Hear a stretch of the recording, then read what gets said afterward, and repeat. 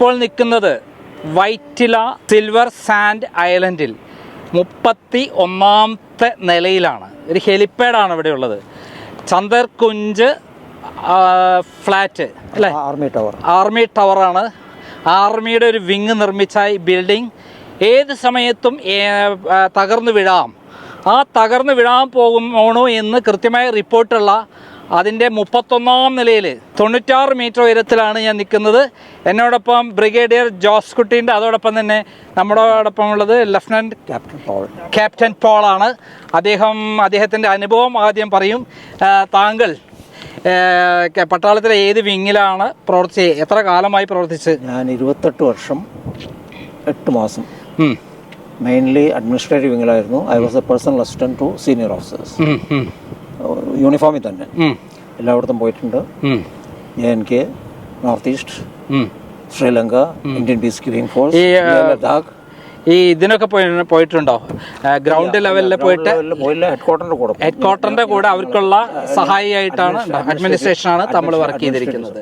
താങ്കൾ എങ്ങനെയാണ് ഈ ബിൽഡിങ്ങിൽ വന്നു പെട്ടത്? അതായത് ഈ ഫ്ലാറ്റ്, അതായത് ഇപ്പം നമ്മൾ മനസ്സിലാക്കിയ കാര്യം, ഏത് സമയത്തും ഈ 3 ഫ്ലാറ്റ് സമുച്ചയങ്ങൾ 96 അടി പൊക്കമുള്ള ഹെലിപ്പാഡുള്ള സ്ഥലത്താണ് നമ്മൾ നിൽക്കുന്നത്.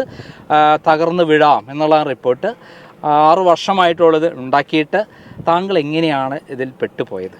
ഞാൻ 1975 ആർമി ചേർന്നത്.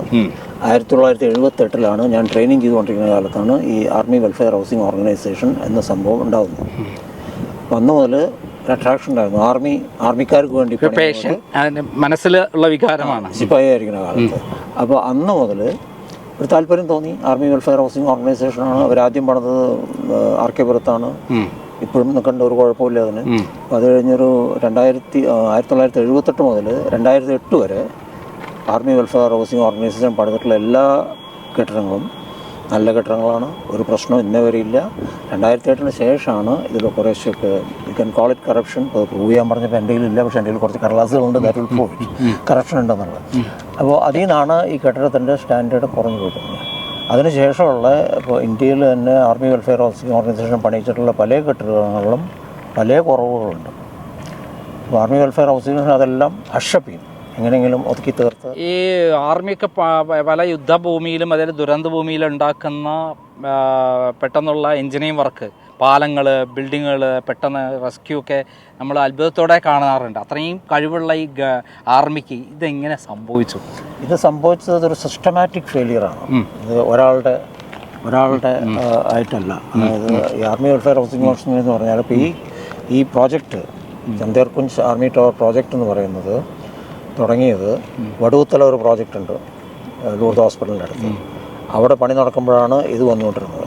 അതൊരു വട്ടിക്കോൾ പ്രോജക്റ്റിൻ്റെ പേര് ഞാൻ പറഞ്ഞു. ആ പ്രോജക്റ്റ് പണി നടന്നുകൊണ്ടിരിക്കുമ്പോൾ ഇതിൽ പ്രത്യേകത എന്താ വെച്ചിട്ടുണ്ടെങ്കിൽ ആ പ്രോജക്റ്റിന് ഒരുപാട് ഇഷ്യൂസ് ഉണ്ടായിരുന്നു. അവിടെയാണ് അന്നത്തെ ഡിഫൻസ് മിനിസ്റ്റർ AK ആൻ്റണി വലിയൊരു എൻക്വയറിയൊക്കെ ഓർഡർ ചെയ്തു. ആർക്കും അറിയില്ല. ഇപ്പോൾ ആർമിയിൽ പലതും അങ്ങനെയാണ്. ഇവിടെയും ഒരു കോർട്ട് ഓഫ് എൻക്വയറി ഒക്കെ നടത്തിയിട്ടുണ്ട്. ഇതിനെക്കുറിച്ചും ആർമി നടത്തിയിട്ടുണ്ട്. അത് ഇതുവരെ ഞങ്ങൾക്ക് ആർക്കും അറിയില്ല, 204 പേർക്കും അറിയില്ല. അത് വലിയ സീക്രട്ടാണ്. അങ്ങനെ ഇരിക്കുന്നു. അത് കഴിഞ്ഞ് ആ പണിത കോൺട്രാക്ടറും അതേ ആർക്കിടെക്റ്റും കോൺട്രാക്ടറും അതിൻ്റെ പ്രോജക്റ്റ് ഡയറക്ടറും തന്നെയാണ് ഈ പണിയും കൊടുത്തത്. അതായത് ഒരു എൻക്വയറി നടന്നതിന് ശേഷം അവിടെ 100 പ്രശ്നങ്ങളുള്ളത് കൊണ്ടാണ് അവിടെ എൻക്വയറി നടത്തുന്നത്. അതും ഡിഫൻസ് മിനിസ്റ്ററിയുടെ കീഴിൽ വരുന്നതുകൊണ്ട് ഡിഫൻസ് മിനിസ്റ്റർ AK തന്നെയാണ് എൻക്വയറി ഓർഡർ ചെയ്തത്. ആ ഓർഡർ ചെയ്ത് കഴിഞ്ഞിട്ടും ഇതൊക്കെ കഴിഞ്ഞിട്ടും അതേ ടീം, അതായത് ആർക്കിടെക്റ്റ്, കോൺട്രാക്ടർ, പ്രോജക്റ്റ് ഡയറക്ടർ, ഈ ആർമി വെൽഫെയർ ഹൗസിംഗ് ഓർഗനൈസേഷൻ കൊച്ചിയിലൊരു ഓഫീസുണ്ട്, കുറേ ഇൻ്റർവ്യൂവിൽ പ്രസന്ന വിഹാറിൽ, നമ്മൾ അവിടുത്തെ പ്രോജക്റ്റിൽ. അപ്പോൾ അതേ ടീം തന്നെ വീണ്ടും ഇവിടെ ആ കോൺട്രാക്ട് കിട്ടണമെന്നുണ്ടെങ്കിൽ ദർ ഷുഡ് ബി സംതിങ്. നമുക്ക് സംശയിക്കാനേ പറ്റുള്ളൂ. ഏകദേശം എത്ര കോടി രൂപയുടെ സംഭവമാണത്? ഇത് ഒരു 126 വരെ പണി തീർത്ത് നിർത്തിയപ്പോൾ, അതിനുശേഷം നടത്തിയിട്ട് ഇപ്പോൾ AWHO പലമാതിരി പറയും. കാരണം AWHO ആദ്യം പറഞ്ഞു 96 നിന്ന് ചില സാധനങ്ങളൊക്കെ വേണ്ടെന്ന് വെച്ചു. വെറും 96 തുടങ്ങിയിട്ട് 126 പണി കഴിഞ്ഞു. ഡിഫക്ട് റെക്ടിഫിക്കേഷൻ പീരീഡൊക്കെ കഴിഞ്ഞു. അത് കഴിഞ്ഞിട്ട് പിന്നെ AWHO ഇപ്പോൾ കാണിക്കുന്ന കണക്ക് 180 കോടി 175 കോടിയാണ്. അപ്പോൾ അതിൻ്റെ ഇടയിൽ എവിടെ പോയി എന്നുള്ളത്. താങ്കൾ എത്ര രൂപ കൊടുത്തിട്ടാണ് ബിൽഡിംഗ് വാങ്ങിയിരിക്കുന്നത്? ഞാൻ വാങ്ങിയത് 57,40,40,000 plus registration plus car parking എല്ലാം കൂടെ 65-ന്റെ അടുത്ത്. താങ്കൾ ഏത് ബ്ലോക്കിലാണ്? ഞാൻ ബിയിലാണ് താമസം. ബിയിലാണ്. ഏത് നമ്പർ? B804. B804 താമസിക്കുന്നത്. ഇപ്പൊ ഇതിന് ശേഷം എന്ത് ചെയ്തു? ഇങ്ങനെ ഒരു സംഭവം വന്ന ശേഷം ഞാനിപ്പോൾ താമസിക്കുന്നുണ്ട്. ഇപ്പോഴും താമസിക്കുന്നുണ്ട്. അപ്പൊ ഏത് സമയത്തും ഇത് ഇടിഞ്ഞു പൊളിഞ്ഞു വിടാൻ പറ്റുന്ന ഈ ബിൽഡിങ്ങിന്റെ എൻ്റെ കാര്യം, എനിക്ക് ബാംഗ്ലൂർ ഉണ്ട്. 48,000 രൂപ മാസത്തിൽ എനിക്ക് EMI അടയ്ക്കും. അല്ല, എൻ്റെ മോനും കൂടി ചേർന്നിട്ടാണ് അടയ്ക്കുന്നത്. 48,000 രൂപ EMI അടച്ചിട്ട് എനിക്ക് കിട്ടുന്ന പെൻഷനിൽ നിന്ന് ബാക്കി എനിക്ക് ഒന്നുമില്ല. അപ്പോൾ ഇവിടെ നിന്ന് ഇറങ്ങി പോകാൻ പറഞ്ഞാൽ എനിക്ക് വേറെ ഒരു വാടക കൊടുക്കുകയും വേണം, EMI ബാങ്കിൽ കൊടുക്കുകയും വേണമെന്ന് പറഞ്ഞാൽ എൻ്റെ കാശ് വലിയൊരു ഗുരുതരമായൊരു പ്രശ്നമാണ് താങ്കൾ പറയാൻ പറ്റില്ല.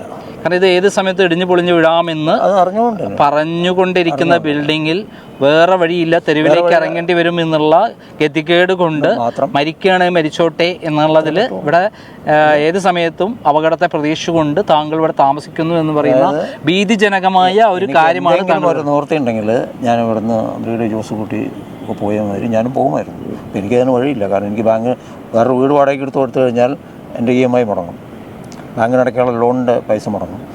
രണ്ടും കൂടി എനിക്ക് അടയ്ക്കാൻ പറ്റില്ല, അതിനുള്ള പെൻഷൻ എനിക്ക് കിട്ടുന്നില്ല.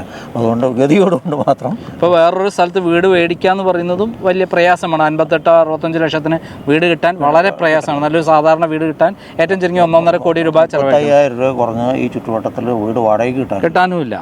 പിന്നെ IWH തരാമെന്ന് പറയുന്നത് 21,000 രൂപയും 23,000 രൂപയും തരാമെന്ന് പറഞ്ഞു. അതിപ്പോൾ തരാമെന്ന് പറയുന്നില്ല. നേരത്തെ പ്രാവശ്യം ഒരു കോടതിയിൽ കൊടുത്തു, പല കടലാസുകളും കോടതിയിലുണ്ട്. അതുകൊണ്ട് അവർ ഇതുപോലെ എത്ര പേര് ഇവിടെ ഇപ്പോൾ താമസിക്കുന്നുണ്ടാവും? ഇപ്പോൾ ഒരു 50-40-50 പേരുണ്ടാവും. അവരും ഇതേപോലെ വേറെ വഴിയില്ലാത്ത വൃദ്ധരായ ആളുകളൊക്കെ ഉണ്ടോ? എത്ര വയസ്സുള്ള ആൾക്കാരൊക്കെ ഉണ്ടാവും? 75-80 വയസ്സുള്ള ആൾക്കാരടക്കം ഇവിടെ താമസിക്കുന്നുണ്ട്. വാക്കിംഗ് സ്റ്റിക്ക് വെച്ച് നടക്കുന്നവരുണ്ട്. അവർക്ക് വേറെ പോകാൻ വഴിയൊന്നുമില്ല. കാരണം എല്ലാവർക്കും ഈ ബാങ്ക് ലോണും കാര്യങ്ങളൊക്കെ ഉണ്ട്. അപ്പോൾ അതുകൊണ്ടുള്ളൊരു ബുദ്ധിമുട്ടുണ്ട്. ഇവിടേക്ക് പോകുന്നുള്ളതാണ്. പിന്നെ അതുമല്ല, നമ്മൾ ഒരു ഓർഗനൈസേഷനെ വിശ്വസിച്ചു നമ്മൾ ജോലി. ആർമീനെയാണ് നമ്മൾ ഇപ്പോഴും നമ്മൾ ഇന്ത്യൻ ആർമിയിലാണ് നമ്മൾ വിശ്വസിച്ചത്. ആർമിയിലുള്ള ഒരു ഓർഗനൈസേഷനാണ് അത്. അതിന്റെ ഉത്തരവാദിത്വം ഈ ഗവൺമെന്റിനുണ്ട്.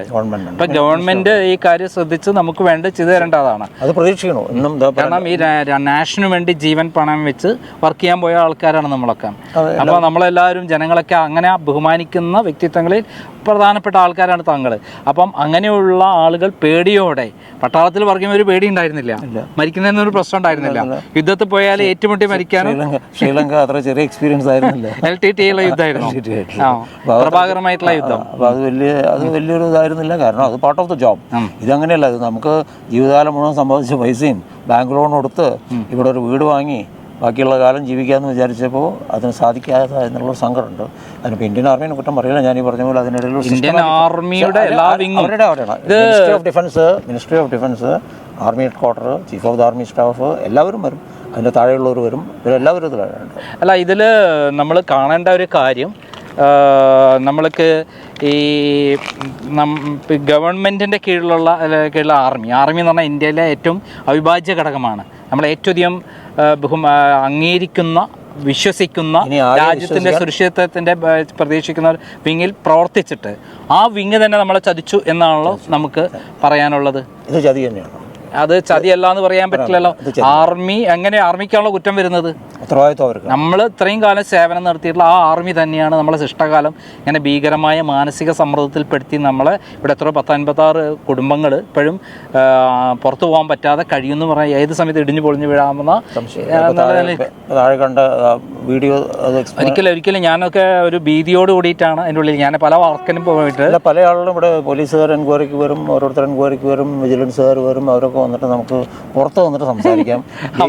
അവരെ ബോഡി സുരക്ഷിതമാക്കിയിട്ടാണ് നമ്മളിവിടെ നിൽക്കുന്ന ഒരു സാഹസ്യമായ പ്രവൃത്തിയാണ്. കാരണം ഈ ബിൽഡിംഗ് പൊളിഞ്ഞ് ഏത് സമയത്തും വിഴാം എന്നുള്ള സ്ഥലത്താണ് നമ്മൾ ഏറ്റവും ടോപ്പിൽ 96 അടി ഉയരത്തിലുള്ള ബിൽഡിങ്ങിന്റെ ടോപ്പിൽ നിൽക്കുന്നത്.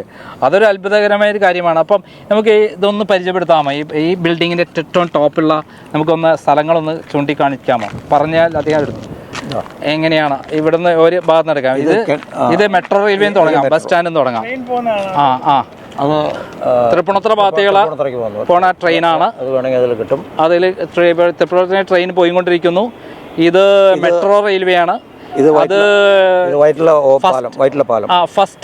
ഫസ്റ്റ് റോഡ് എന്ന് പറയുന്നത് ഇങ്ങോട്ടാണ്. അല്ല, രണ്ടാമത്തെയാണ്. ഇത് ഈ തൊട്ടടുത്തുള്ളത് ഈ ഹബ് എന്നുള്ള റോഡ് വന്ന് തൃപ്പൂണിത്തുറ സിറ്റിയിലേക്ക് പോണ റോഡാണ്. വൈറ്റ്ല റൈറ്റിലേക്ക് പോയാൽ വൈറ്റില, മറ്റേത് വൈറ്റില പാലമാണ്. അത് വൈറ്റില. അതിന്റെ മുകളിൽ കാണുന്നത് മെട്രോ റെയിൽവേ ആണ്. പിന്നെ ഇവിടുന്ന് ദൂരേക്ക് കാണുന്ന വലിയ ബിൽഡിങ്ങുകളൊക്കെയാണ് കാണുന്നത്, സിറ്റിയാണ് കാണുന്നത് കംപ്ലീറ്റ്. മുഴുവൻ വാട്ടർ മെട്രോ ആണ് അത് പോയിക്കൊണ്ടിരിക്കുന്നത്, വാട്ടർ മെട്രോ വന്നുകൊണ്ടിരിക്കുന്നത്. വെള്ളത്തിന്റെ സമ്മർദ്ദം കാരണം ഭൂമിക്ക് ഈ ബേസിലേക്ക്, അതായത് കാർ പാർക്കിങ്ങിലേക്ക് വെള്ളം തള്ളിക്കൊണ്ടിരിക്കുക, പൊട്ടി തകർന്നുകൊണ്ടിരിക്കുകയാണ്. അത് തകർന്നാൽ തന്നെ ഈ ബിൽഡിംഗ് തകർന്നു. അങ്ങനെ ഒരു അവസ്ഥയാണ് ഈ ബിൽഡിങ്ങിനുള്ളത്. ഇത് രണ്ടാമത്തെ ബിൽഡിംഗ് അല്ലേ? ഇത് ബി ആണ്. ഇതേപോലെ ഹൈറ്റുള്ള, ഇതിനെക്കാട് ഹൈറ്റ് ഉണ്ടോ? അത് സെയിം ഹൈറ്റുള്ള ഒരു ബിൽഡിംഗ് ആണ്. അതിന്റെ പൊസിഷൻ, സ്ഥിതിയാണ് നമ്മൾ ഏത് സമയത്തും പൊട്ടിപ്പൊളിഞ്ഞ് കിടക്കാവുന്ന, വീടാവുന്ന രൂപത്തിൽ കിടക്കുന്ന. അതിലും താമസക്കാരുണ്ടോ? അതിലാണ് താമസിക്കുന്നത് താങ്കളൊക്കെ ആ ഇതിലാണ് താമസിക്കുന്നത് അല്ലേ? ഭീകരമായ, ചിന്തിക്കാൻ പോലും പറ്റാത്തൊരു കാര്യമാണത്. പിന്നെ ഈ ബിൽഡിംഗ് അത് നന്മ ഒരു പുതിയ പ്രോജക്റ്റ് അത് ഇതിലുള്ളതാണോ? സിൽവർ, നമ്മുടെ ഇതിൽപ്പെട്ട സിൽവർ ഐലൻഡ് തന്നെ. സിൽവർ ഇത് ഒരു കൊല്ലം കൊണ്ട് പണി തീർത്തതാണ്. ഒരു പ്രശ്നം അവിടെ ഇല്ല. പ്രശ്നം ഇപ്പൊ പണിത് കഴിഞ്ഞിട്ടുള്ളൂ, മുഴുവൻ ഓക്യുപ്പൈ ചെയ്തിട്ടില്ല. പക്ഷെ അതിനാണ് ആർമി വെൽഫെയർ ഓർഗനൈസേഷൻ പറയുന്നത് 10 വർഷം വേണം പണിയാൻ. അത് ഒരു വർഷം കൊണ്ട് ചെയ്ത് കാണിച്ചു. ഇതേ ഹൈറ്റുള്ള സാധനം തന്നെ ബിൽഡിംഗ് ആണത്. അത് എത്ര ഫ്ലോർ? 26 നിലയുള്ള. ഇതിനേക്കാൾ കൂടുതൽ ഫ്ലാറ്റുകൾ അതിനകത്തുണ്ട് തോന്നുന്നു. ഒരേ സ്ഥലത്ത് തന്നെ ഫ്ലാറ്റുകളുണ്ട്. ഫ്ലാറ്റുകളാണ്. ഇവിടെ ഇതിപ്പോ കാണുന്നത് ഹെലിപ്പാഡാണ്. ഇവിടെ ഒരു ഹെലികോപ്റ്റർ ഇന്നത്തെ അവസ്ഥയിൽ ഇറങ്ങുകയാണെങ്കിൽ ഈ ബിൽഡിങ്ങുകളുടെ സ്ഥിതി എന്തായിരിക്കും? സ്ഥിതി വളരെ, അതിൻ്റെ വെയിറ്റ് താങ്ങാൻ പറ്റില്ല. ഹെലികോപ്റ്റർ താങ്ങില്ല. അത് ഹെലികോപ്റ്റർ പൊങ്ങിപ്പോവും, ബിൽഡിംഗ് താഴെ പോയി ഹെലികോപ്റ്റർ പൊളിപ്പോവും. പക്ഷേ ഹെലിപ്പാഡ് താഴെ പോവും. അതിൻ്റെ കൂട്ടത്തിൽ അതിൻ്റെ താഴെയുള്ള ഈ ബിൽഡിങ്ങുകൾ കംപ്ലീറ്റ് തകർന്ന്. മാത്രമല്ല, അത്ര വേണമെന്നില്ല, കുറച്ചും കൂടി എക്സാക്റ്റായിട്ട് പറയുകയാണെങ്കിൽ ഹെലികോപ്റ്റർ പറന്നു കഴിഞ്ഞാൽ ഇതിൻ്റെ പല സൺഷെയ്ഡും പൊട്ടി പൊളിഞ്ഞ് നിൽക്കുന്നതെല്ലാം ഒരു ഒരു ഒരു തള്ളൽ വന്നു കഴിഞ്ഞാൽ തന്നെ ഈ ബിൽഡിംഗ് തകർന്ന് താഴേക്ക് വീഴും. ഒരു മൈൽഡ് ഒരു ട്രമർ ഉണ്ടായാൽ മതി. ഇവിടെ ഒരു കൊടുങ്കാറ്റുണ്ടായാൽ തന്നെ ഈ ബിൽഡിംഗ് ഉണ്ടായാലും ഉണ്ടാവും. ഒരു ചെറിയൊരു എർത്ത് എന്ന് പറയേണ്ട ചെറിയ ഇളക്കുണ്ടായാൽ തന്നെ, ഷിവർ വന്നാൽ തന്നെ ഇതിന്റെ കഥ കഴിയും. ബേസ്മെന്റ് കണ്ടുള്ളൂ, ബേസ്മെന്റിലാണ് നിൽക്കണം. ബീമുകളുടെയും തൂണിന്റെയും ബീമിന്റെ ഒക്കെ കണ്ടു. അപ്പോൾ അതും അതിൻ്റെ നീളവും അതിനിടയിൽ സപ്പോർട്ടില്ല എന്നുള്ളത്, അതായത് അതിൽ ഡിസൈനിൽ തന്നെ ഫ്ലോസ് ഉണ്ട്. അത് എല്ലാ എഞ്ചിനീയേഴ്സും പറഞ്ഞിട്ടുണ്ട്. ഇവിടെ കൊച്ചിയിലെ ചീഫ് എഞ്ചിനീയർ റിപ്പോർട്ടുണ്ട്, MES ഉണ്ട്.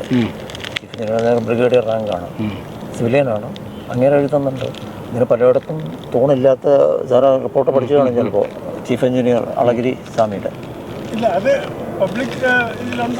പബ്ലിക്കിൽ വേണ്ടല്ലോ, പബ്ലിക്കിൻ്റെ ഒന്നുമില്ലല്ലോ. AWH കൊണ്ട് ഒന്നും പബ്ലിക്കിൻ്റെ ഇല്ല, എൻ്റെ കയ്യിലുണ്ടാവുള്ളൂ. അത് മാത്രമല്ല, അപ്പോൾ അതുപോലെ അത് എല്ലാവരും ഇതുപോലെ കണ്ടിട്ടുള്ള ആളുകൾ 2020 18 പണി തുടങ്ങി 20 മാറത്തനേഷ്യസ് കോളേജിൽ നിന്ന് 2 പ്രൊഫസർമാർ വന്നു, ഒക്കെ നോക്കിപ്പോയി. അന്ന് അവർ പറഞ്ഞു. അതിനുശേഷം IIT ചെന്നൈക്കാരെ കൊണ്ടുവന്നു. അവർ പറഞ്ഞു, അവിടെ പ്രൊഫസർ രാധാകൃഷ്ണ പിള്ള വന്നിട്ട് ആ ഒറ്റ കാര്യം പറഞ്ഞു. ഞാനൊരു 40 അടി എന്നുള്ള ബീം പറഞ്ഞില്ലേ, അങ്ങേറ് കോണി വെച്ച് കയറി ഒന്ന് പൊട്ടിച്ച് കാണിക്കാമെന്ന് ചോദിച്ചു. അധികാരപ്പെട്ടവരൊക്കെ ഉണ്ടാവുമെന്ന് പറഞ്ഞ് പൊട്ടിച്ചു. ഒരു കമ്പി കണ്ടു. ആ കമ്പിയും വന്ന് കൈ വിരൽ വെച്ചിട്ട് അങ്ങേറ് പറഞ്ഞു, ഇനി എനിക്ക് ഈ കെട്ടിടത്തിലൊന്നും കാണണ്ട. കംപ്ലീറ്റ് 5 കൊല്ലം മുമ്പ്. അതായത് ഉണ്ടാക്കിയ സമയത്ത് 1 കൊല്ലം മുമ്പ്, 2019 2 കൊല്ലം കഴിഞ്ഞു. 2 കൊല്ലം കഴിഞ്ഞിട്ട് അങ്ങേരെ അത് തൊട്ടിട്ട് പറഞ്ഞു, എനിക്ക് ഇതിന് കെട്ടിടത്തിലൊന്നും കാണണ്ട. അങ്ങേരെ റിപ്പോർട്ട് അയച്ചിട്ടുണ്ട്. അതിൽ വളരെ കൃത്യമായിട്ട് പറഞ്ഞിട്ടുണ്ട്. ഒരു റിപ്പോർട്ടല്ല, അവർ 2-3 റിപ്പോർട്ട് നടത്തി. പിന്നെ അതിനിടയ്ക്ക് വേറെ ഇതിന് ആർമി വെൽഫെയർ ഹൗസിംഗ് ഓർഗനൈസേഷൻ എപ്പോഴും ബ്യൂറോ വെരിറ്റാസ് ഇന്ത്യ ലിമിറ്റഡ് എന്ന് പറഞ്ഞ വലിയ മൾട്ടിനാഷണൽ കമ്പനിയൊക്കെയാണ്. അവർക്ക് ഇന്ത്യക്ക് പുറത്ത് എവിടെയും ഫ്രോഡ് ചെയ്യാൻ പറ്റില്ല. അത് അവിടുത്തെ ലോസ് ആർ വെരി സ്ട്രിക്റ്റ്. ഇവിടെ കൈക്കൂലി കൊടുത്ത് എങ്ങനെയെങ്കിലുമൊക്കെ നടത്താം. ഈ ബ്യൂറോ വെരിറ്റാസിൻ്റെ ആദ്യത്തെ റിപ്പോർട്ട് വന്നപ്പോൾ ഞങ്ങൾ നാഷണൽ അക്രഡിറ്റേഷൻ ബോർഡിന് ഒരു പരാതി കൊടുത്തു. ആ പരാതി കൊടുത്തവരൊക്കെ അന്വേഷിച്ചു. 2 ആഴ്ച കഴിഞ്ഞപ്പോൾ മറുപടി വന്നു. അതൊക്കെ ഞങ്ങൾ സംസാരിച്ചു, അത് സെറ്റിൽ ചെയ്തു, കുഴപ്പമൊന്നുമില്ല എന്നുണ്ട്. അതിനുശേഷം വീണ്ടും അവരെ കൊണ്ടു ചെയ്തു. അപ്പോൾ ഈ ആദ്യത്തെ ടെസ്റ്റ് ബ്യൂറോ വെരിറ്റാസ് ഇന്ത്യ എന്ന് പറയുന്ന ഇന്ത്യ ലിമിറ്റഡ് എന്ന് പറഞ്ഞ കമ്പനി നടത്തുന്നത്, അവർക്ക് വർക്ക് ഓർഡർ എഴുതി കൊടുത്തത് കോൺട്രാക്ടറാണ്, ആർമി വെൽഫെയർ ഓർഗനൈസേഷൻ അല്ല. അതായത് ഇറ്റ്സ് വെരി സിമ്പിൾ. ഞാൻ ഒരു ഏജൻസിനെ വിളിച്ചിട്ട് എൻ്റെ ഈ കെട്ടിടം ടെസ്റ്റ് ചെയ്യണമെന്ന് പറഞ്ഞാൽ അവർ ഞാൻ പറയണമല്ലോ എഴുതുള്ളൂ. ഞാൻ പറയണ എഴുതുള്ളൂ. അതുപോലെ ബ്യൂറോ വെരിറ്റാസ് 3 പ്രാവശ്യം എഴുതി. ഈ 3 പ്രാവശ്യം ഇവിടെ ക്വാളിഫൈഡ് എഞ്ചിനീയേഴ്സ് ഉണ്ട്, സിവിൽ എഞ്ചിനീയേഴ്സ് ഉണ്ട്. അവരത് തലനാരി കീറി സ്പ്ലിറ്റ് ചെയ്ത് പറഞ്ഞു ഈ റിപ്പോർട്ട് തെറ്റാണ്. അവർ ഒരുപാട് അതിൻ്റെ റിപ്പോർട്ടൊക്കെ ഉണ്ട്. ഡാറ്റ എല്ലാം മാനിപ്പുലേറ്റ് ചെയ്തിട്ടാണ് കാണിച്ചിട്ടുള്ളത്. ടെസ്റ്റ് ചെയ്യുമ്പോൾ ഞാൻ കൂടെ ഉണ്ടായിരുന്നു, എൻ്റെ വീഡിയോ ഉണ്ടായിരുന്നു. പല ആളുകളും അവിടെ മുകളിൽ വിളിച്ചിട്ട് ഒറ്റ വാക്ക് പറഞ്ഞാൽ അത് രാജ്യത്തോട് ചെയ്ത തെറ്റാണ്. കാരണം രാജ്യത്തിന് വേണ്ടി പ്രവർത്തിച്ചിട്ടുള്ള പട്ടാളക്കാർ ആയ ആളുകൾ ശിഷ്ടകാലം ജീവിക്കാൻ വന്നപ്പോൾ അവരെ സുരക്ഷിതത്വം ഉണ്ടാക്കേണ്ട ഗവൺമെൻറ്, എനിക്കറിയാവുന്നിടത്തോളം ആർമി അത് എന്തെങ്കിലും ഒക്കെ ചെയ്ത് സഹായിക്കാൻ ശ്രമിക്കുന്നുണ്ടെന്ന് ഞങ്ങൾ വിശ്വസിക്കുന്നു. ബാക്കി സഹായിക്കേണ്ടത് ആവശ്യമാണ്. ബാക്കി ജുഡീഷ്യറി, കോടതി, അല്ല കോടതിയൊക്കെ ഉണ്ട്. ഇതിൻ്റെ ഒരു മനുഷ്യത്വത്തിൻ്റെ ധാർമ്മികതയുടെ ഭാഗമുണ്ട്, പിന്നെ രാജ്യസുരക്ഷയുടെ ഒരു ഭാഗം കൂടിയുണ്ട്. കാരണം രാജ്യത്തിന് വേണ്ടി പ്രവർത്തിച്ചിട്ടുള്ള പട്ടാളക്കാരുടെ ഒരു അവസാന ഘട്ടത്തിൽ ജീവിക്കാൻ വന്ന സ്ഥലമാണ് അത്. അവരെന്നെ ഉണ്ടാക്കി കൊടുത്താണ്. വേറെ ഇവിടെ നിന്ന് തന്നെ പള്ളിയിലേക്ക് പോകണം എന്ന് ആഗ്രഹിച്ചൊരു അത് വല്ലാത്തൊരു വാക്കാണ്. ഞാനിപ്പോഴും പറയുന്നു, അത് നമ്മളൊക്കെ വിശ്വസിച്ചു. ആർമി വെൽഫെയർ ഓർഗനൈസേഷൻ നമ്മുടെ ആളുകൾ നമുക്ക് വേണ്ടി കൂടിയാണ്. ഞാൻ പറഞ്ഞില്ലേ, 1978 മുതൽ 2008 വരെ ഒരു പ്രശ്നമില്ല. ഇന്ത്യയിലത്തെ army welfare organisation was number 1 builder ഇന്ത്യയിൽ. ഇത് 2017 ഇത് BJP ഗവൺമെൻറ് ഉള്ള സമയത്ത് അത് ഉണ്ടാവുന്നത്.